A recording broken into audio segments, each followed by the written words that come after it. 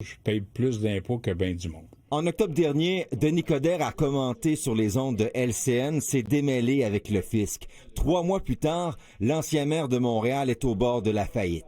La faillite, c'est un geste unilatéral qu'on pose pour se placer sous la protection de la loi. On n'a pas besoin de l'accord des créanciers. Une proposition, c'est une entente qu'on va faire avec ces créanciers.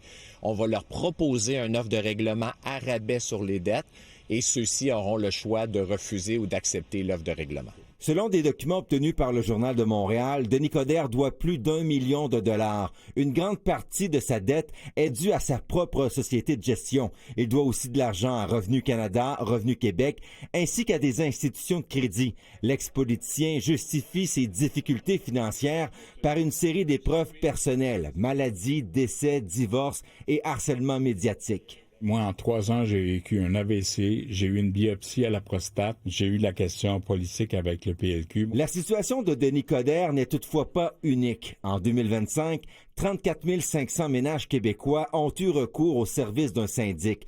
De ce nombre, 10 600 ont fait faillite. Il n'y a pas grand-chose des fois pour bouleverser un équilibre budgétaire. Selon Pierre Fortin, des imprévus financiers peuvent toucher tout le monde, peu importe le statut ou le revenu. La meilleure solution, c'est vraiment de ne pas se cacher, de ne pas glisser ça sous le tapis en pensant que les choses vont se régler seules. Donc, c'est vraiment de faire l'inventaire de ses dettes, d'essayer de poser des questions, d'aller chercher de l'aide, au moins pour savoir quelles sont les alternatives. Denis Coderre a refusé de commenter. Il va présenter une proposition à ses créanciers le 26 janvier prochain.